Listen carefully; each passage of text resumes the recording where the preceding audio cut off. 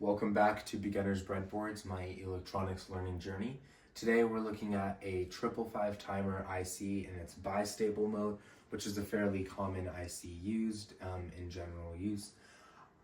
We have our diagram here and what we've built. Everything in green is within the IC itself, and everything is purple is what we've connected to the IC to show its bistable mode. So starting with what's in the IC is it has a VCC pin and a ground pin for the input and ground.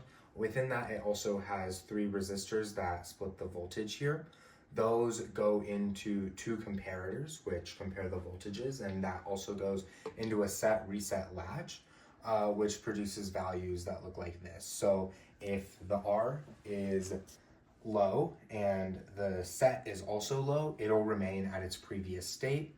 If R is high and set is low, then Q goes low and Q bar goes high, which creates a low output.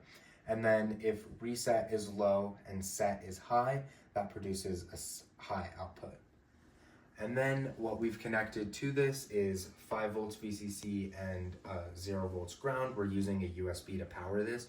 We have 2 switches, have the switches connected to VCC and ground, and so we'll go with the states of them. So when neither of the switches are clicked, it's a 0-0 state. So this is getting ground, which makes this reset is 0, and then this is getting 5 volts, which makes set 0, so it stays at its previous state. If we press the second switch, this will go to ground, and this will make set high. Reset will remain at 0, and that means the LED will turn on. You'll get a high output. And then when switch 1 is pressed, you'll get reset being high, which turns off the LED. The other way to reset the entire thing is using the reset bar pin, which is number 4. Currently it's connected to VCC or 5 volts, but if you connect it to ground, the entire thing will just reset. So this is the diagram for what the 555 timer looks like and all of the different output pins that are listed here. This is how we built it on the breadboard with the 555 timer right here in the middle. This has everything in it that was shown on our diagram that we drew. These are the 2 switches. This is switch 2 that goes to set. This is switch 1 that goes to reset.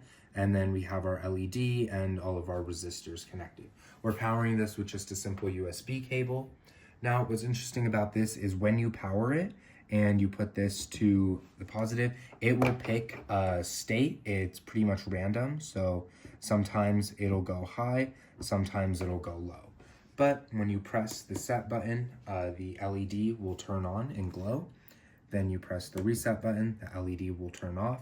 This blue cable is the reset bar, pin 4 for the master reset. When this goes to ground, the entire thing resets.